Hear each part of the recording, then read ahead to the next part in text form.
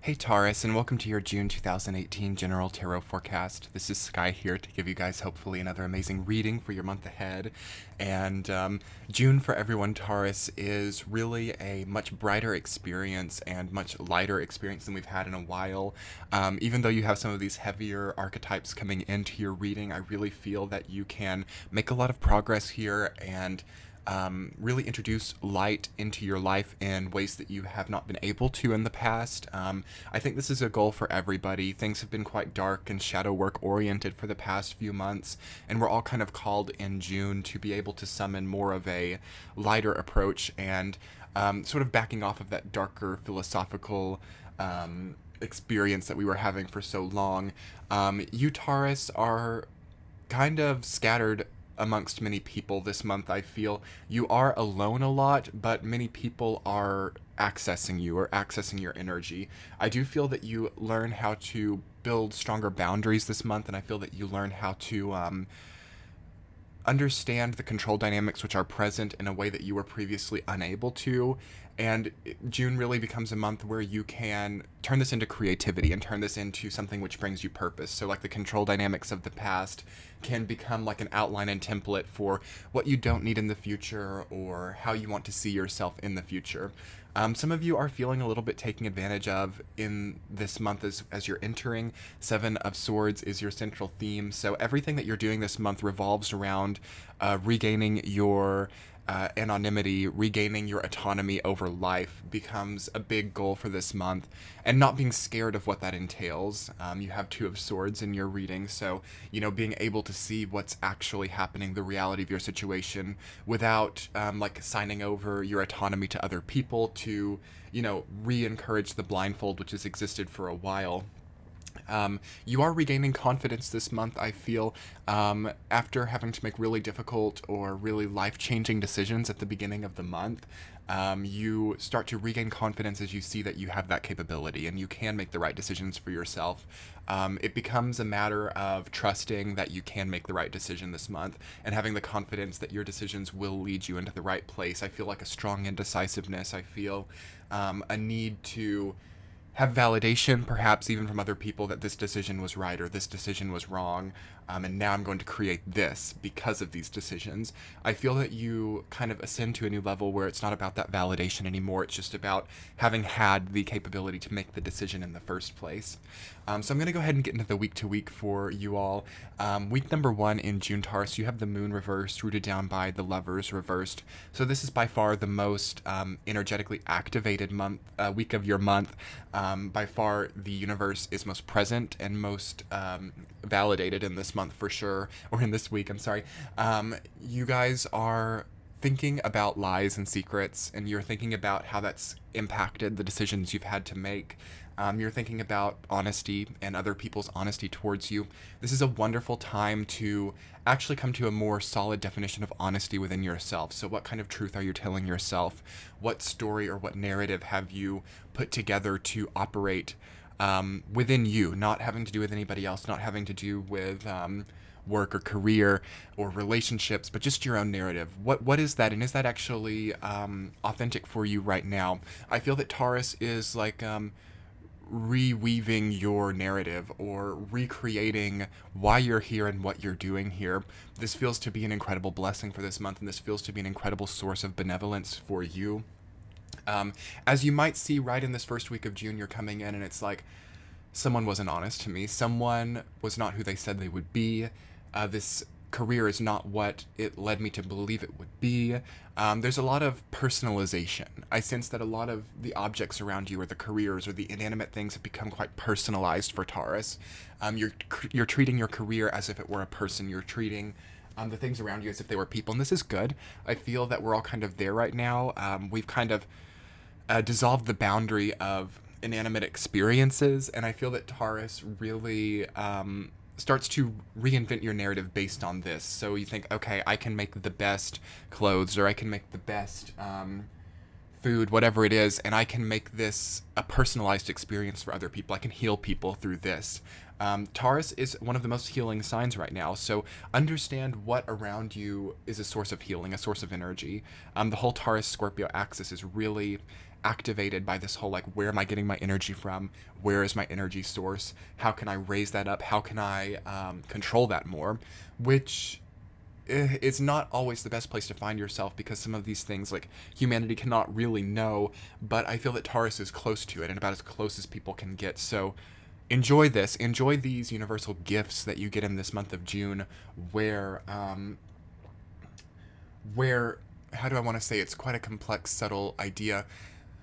You're so close to understanding energy sources, and you're so close to understanding, okay, how do I motivate my life? How do I establish the goal? It's not so much about working towards it this month, it's about establishing it.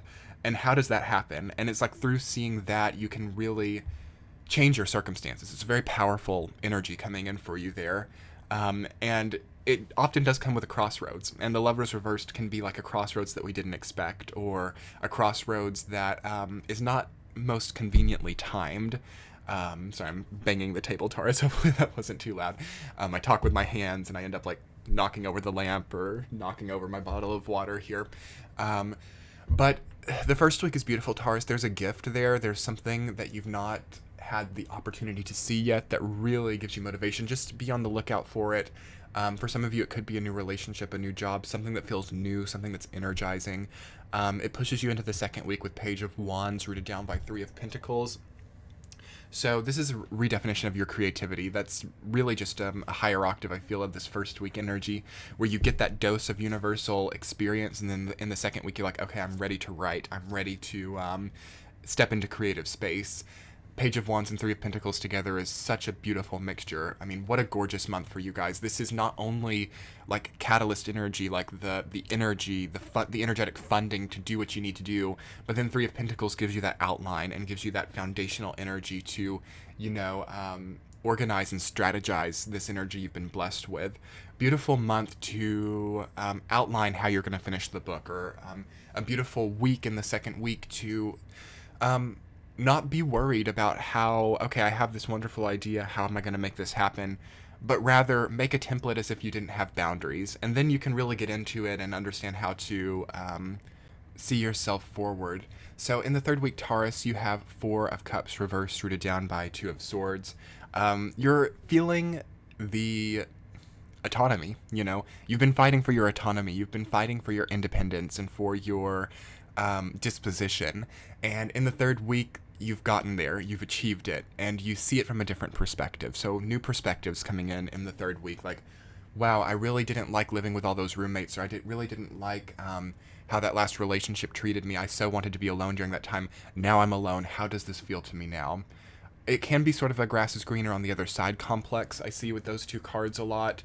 There's a lot of quiet contemplation that has to come forward with that energy, and it's not always pleasant, but I think that it's really a beautiful antithesis to what the second week is, to have that creative surge, and then in the next week have sort of, I don't want to call it a depressive energy, but it's definitely more of a regressive energy for sure.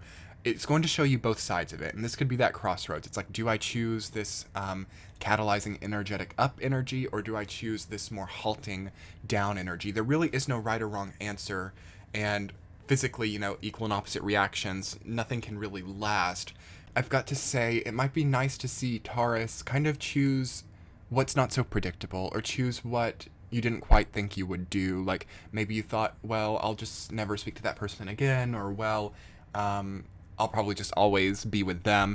It's almost like it's good to see you kind of go the opposite direction and just kind of flirt with it, see where it brings you. Like, people can kind of give you an unexpected surprise this month, I feel, and a lot of people are activated aurically by you, so you might feel the presence of past lovers, you might feel the presence of even just people that you've known for a very short amount of time. They're crossing your mind because you're having a lot of time to be quiet and reflect, lots of reflection in the third week for sure. Don't blindfold yourself to it. Like, it's no fun to be in that sort of nostalgic and contemplative state of Four of Cups and give yourself Two of Swords, like, I'm blocked off to what the past was. I'm blocked off to who that person was. They're who I say they are now. Watch out for that. I feel that with Jupiter and Scorpio and Saturn and Capricorn and Pluto and that whole Saturn-Mars Pluto thing that was going on for a while, it's hard to assign other people who they were to you. That's kind of complicated. But be a little bit fluid. Be a little bit flexible with who people have been. That's not to say that you need to take back people who have given you bad circumstances. It's not to say you need to be a codependent. But it's not good to close the book on things right now. It's not good to...